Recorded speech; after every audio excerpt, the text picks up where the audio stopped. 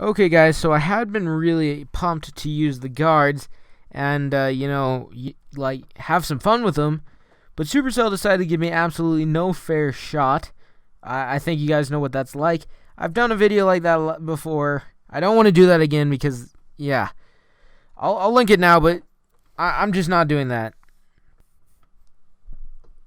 So instead, guys, I'm going to share you some replays from my clan. Now, here we go. We got Joe versus I'm Batman, and this looks pretty fun. These are not common decks. Now, they are a little bit lower in the Pekka's Playhouse as level 7s, but I'm not really concerned with that because at least we're going to get to see some cooler decks. Now, it does look like this is going to be a mini Pekka Freeze and Musketeer. That's kind of annoying, and that's kind of what I've been facing, but no, he's actually going to freeze the tower and the hut, so I can kind of see why at least Batman is a little bit lower, but so far so good. It looks like that Witch is actually going to do some insane damage on the right lane tower. Now, Goblin Barrel, a little bit unprotected, but you know, it's going to be good enough, and with the arrows coming out, it's not really going to matter at all. Now, Spear Goblin's doing pretty good work on this minion horde and actually going to be untouched, those towers that is, and this Goblin Hut is just slowly working away at the tower, which is pretty good.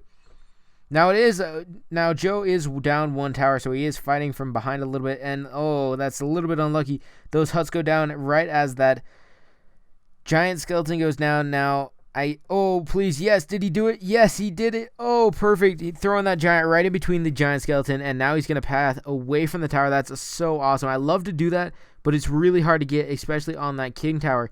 So that giant skeleton, that would have been catastrophic had it exploded on the tower. And now Mini Pekka clogging up the Goblin Hut. He did end up taking out the other goblins. Now, what I always say when you're facing a hut spammer is don't engage the side they are trying to put their huts down.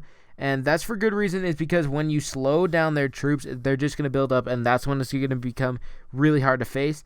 Now, that Mini Pekka did end up taking out the last couple of Spear Golems, so it didn't end up mattering, but it definitely could have. Now, it looks like Goblin Barrel in the queue. Oh, but going on the opposite side.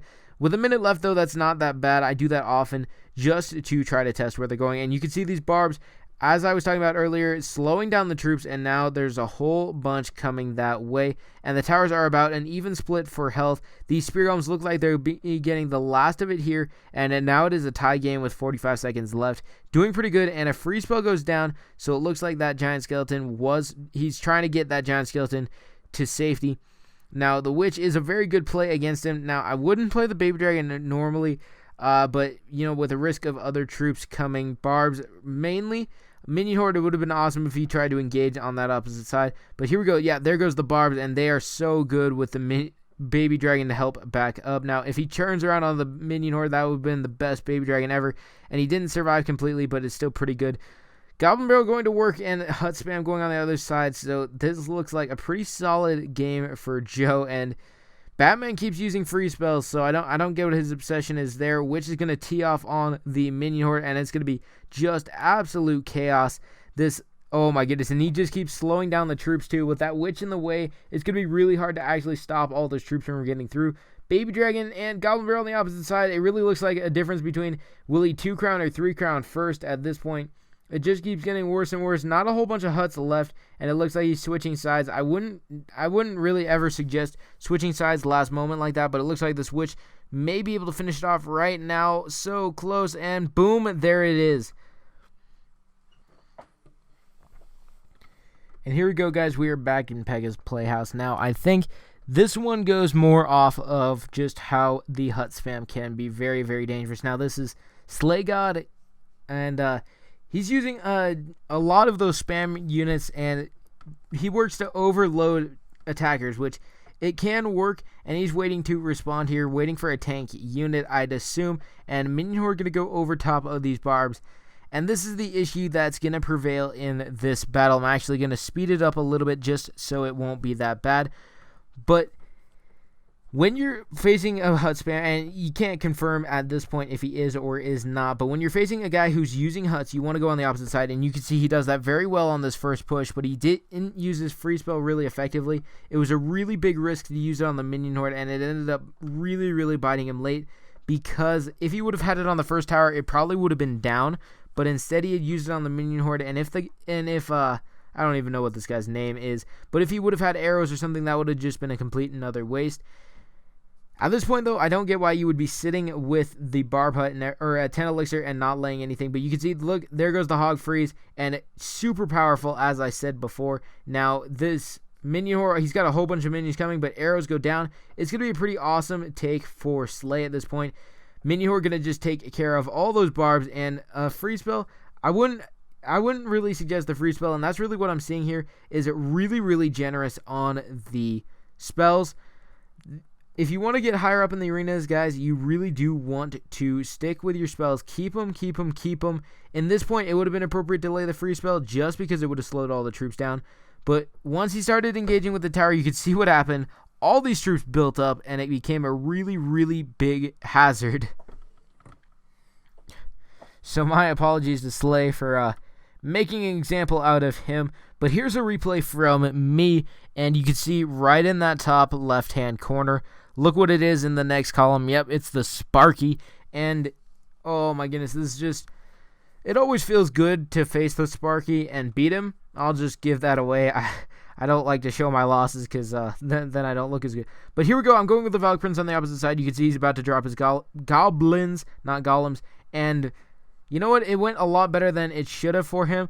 And my Valk is actually going to end up trapped between his bomber tower and the actual tower. And that's what's going to do all the damage here. But to that goblin point, the Valk is not doing a really good job with her targeting. It almost seems like she's in the very original state of normal Clash of Clans, where she just walked up to a target and attacked and did it slowly.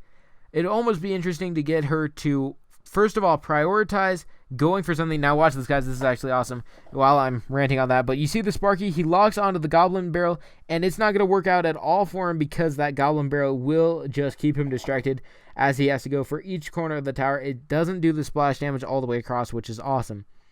But to the Valk point, the way it was balanced at Clash of Clans is she sped up considerably, like insane, like 40 Red Bulls or something. No.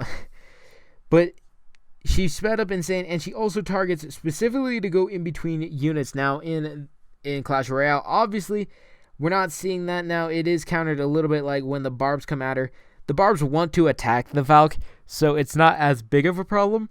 But it would be nice if for instance, when I'm using that Valk Prince, as was seen earlier, and those goblins come out, if she would go 1/2 second later but take down all the goblins in one swing. Don't know. I think it would be really cool, though.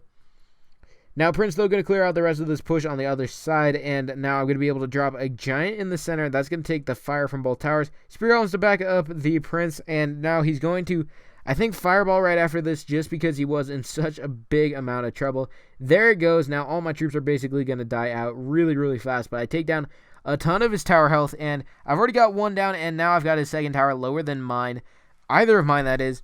So I have a really big advantage. Tombstone in the center. He's going to have to clear that out if he has any chance of using the Sparky. And now here comes that wizard. I'm going to try to lay a Prince to try to take care of him. No, actually, psych. I wanted to go for the King Tower because I wanted to beat him to using the Sparky. With that Prince coming the way it was, I knew he was going to use it, or at least try to use it. That's why I counter pushed is, first of all, if he was going to use it, I wanted to get to the tower and just end it all. Or to make him slow down, use something else, and now here you can see where the trouble came in. I've got troops absolutely everywhere. There was nothing he could do, and that is beating the Sparky. So hopefully you guys did enjoy this video, and guys, hopefully I will be able to use a guard video. I'll see if there's a good deck out or something, but right now it is just too frustrating for me when Supercell's not going to give me any fair matchups, really. It's the whole Legendaries argument. I'll link the video, as I said. But yeah, it's that whole Legendaries ruining the game thing. But hopefully you guys did enjoy this video. If you did, make sure to like it up, subscribe for more. And until next time, guys, this has been CupcakeSmasher, bringing you another video.